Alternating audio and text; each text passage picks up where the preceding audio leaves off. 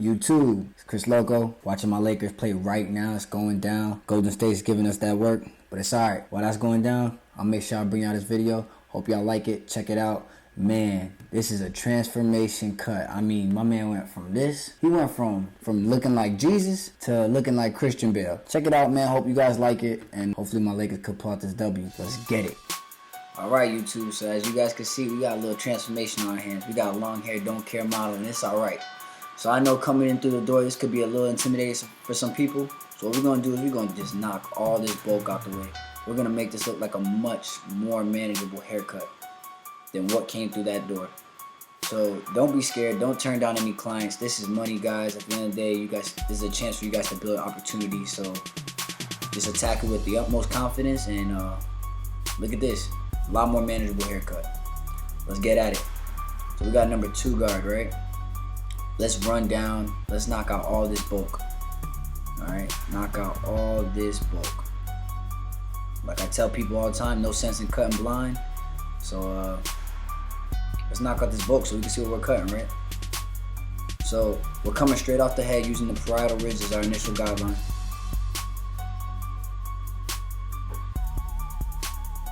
We're just gonna knock this out the way. We're gonna use that comb so that we can feed the hair into our guard. Here I'm pointing out the parietal ridge so you guys can see. The parietal ridge matched exactly what I was just pointing out. That guideline matches exactly what I was just pointing out. And I'm just coming straight off the head.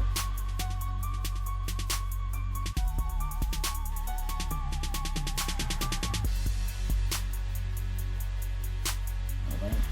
Now we're going to use the retro T-cuts and we're going to create our first initial guideline for the fade. So if you notice, I'm following the same pattern as the parietal ridge. Kind of dips a little bit towards the back, so we're gonna dip as well with the line. Now he does want to keep a C cup towards the front, so what we're gonna do is we're gonna dip that a little bit as well, and leave a little bit of bulk on the front so we can connect the C cup to the beard.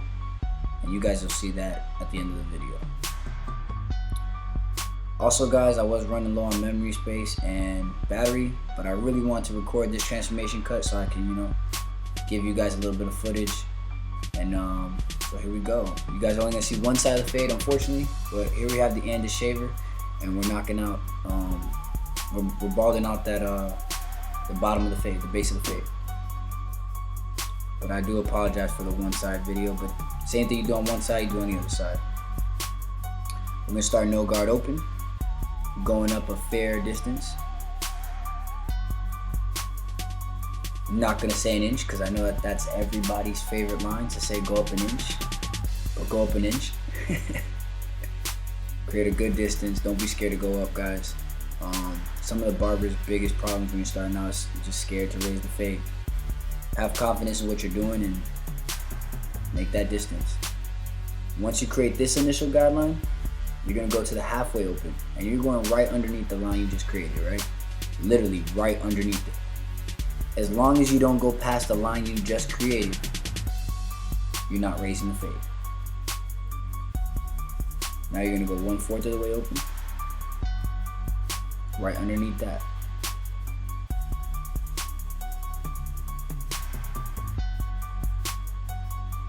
Following that, we're gonna go no guard closed. I'm gonna clean this up and it's gonna be a nice, beautiful blend.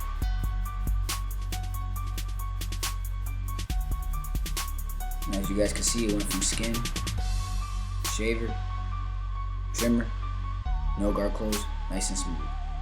Got the 1 guard open. And I'm sure you guys can see the top of the hair got a little bit shorter here. What I did was I just ran an 8 guard closed. He decided he wanted to be shorter, so we ran an 8 guard closed right across the top. And we're gonna fade into that. So here we got the 1 guard open. Again, following the line, same consistency from the parietal ridge initial line to our first initial guideline. Just following that same consistent line. So now we got the 1 guard closed. With that 1 guard closed, we're gonna stack the guards. We're gonna put it right underneath the 1 guard open. Literally right underneath it. It almost looks like I'm doing the same exact line, but they're right on top of each other. And as long as I don't pass the 1 guard open, I know I'm not raising the fade.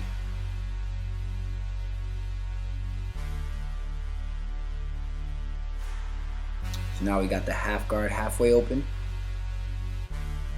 We're going right beneath the one guard closed.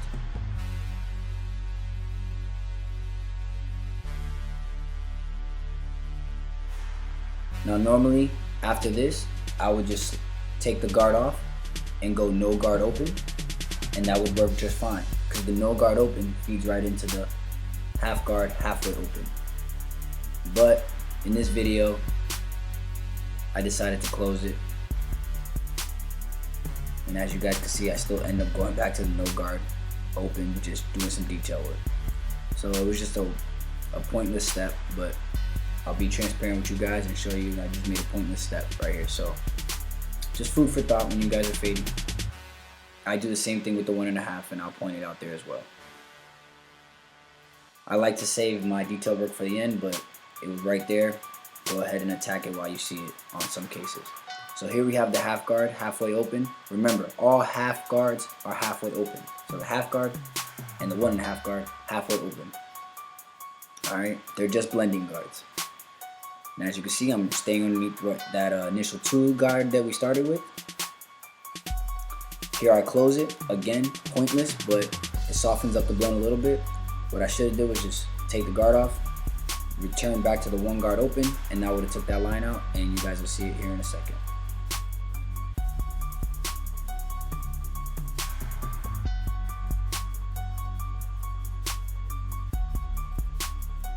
Here we go, 1 guard open. Just using the corners, fading that line out. Much faster way to fade, guys. No need in closing those half guards. I got the 3 guard closed right here. The only reason I don't have the 2 guard yet is because that's what we started with, so I already know we've knocked down that piece of bulk. So we've faded all the way up, and we used like a hybrid system, up, down, and now that we've reached the top, the 3 is the longest guard I'm going to use. We're going to fade back down just to cross-check our work. So as you guys can see, cross-check, detail our work right now. So we got the 2 guard, it's closed.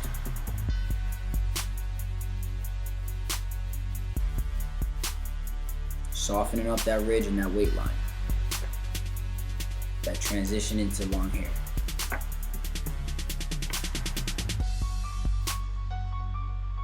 Now we got the 1.5 guard, it's halfway open.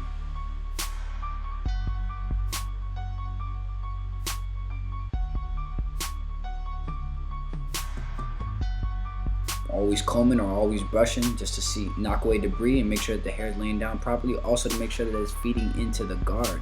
Making sure that the hair is feeding into the guard. Got that 1 guard, it's open. Just using our corners to detail any dark spots.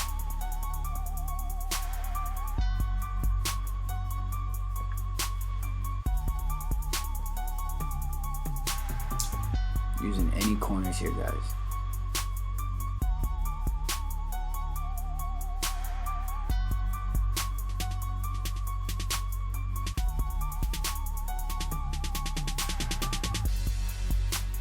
Now we got the half guard right here. And the shorter we get with our guards, obviously you want to use a little bit more corner so you're not patching anything or creating a new line. So I'm literally using 1 or 2 teeth.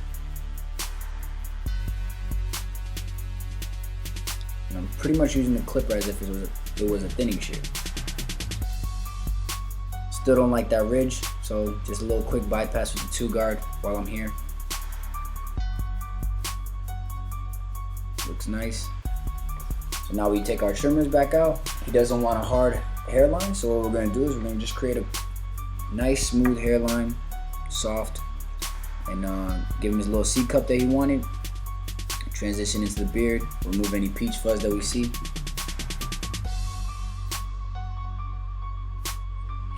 And then of course I'm not gonna leave my client with a blunt beard like that. So he doesn't want his beard done, but I'm not gonna leave him looking like that and send him off into the world with my name on this piece of, art right here. So I'm gonna just taper in his beard real quick.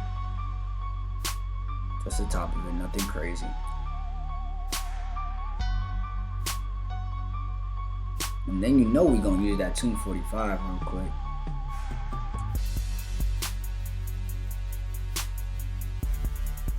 And the razor is pretty much for the C cup. And just to remove some of that excess peach fuzz on top, as you guys can see, I'm not going hard into the hairline here.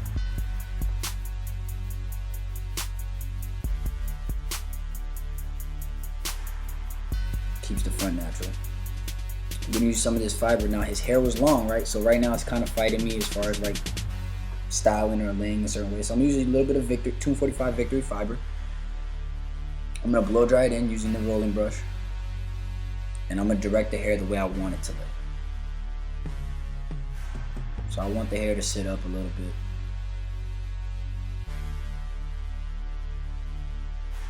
Not really a pomp, but a little bit kind of a slick back look, a little brush back. I'm gonna apply a little bit more product so that he can get that nice style that he wants.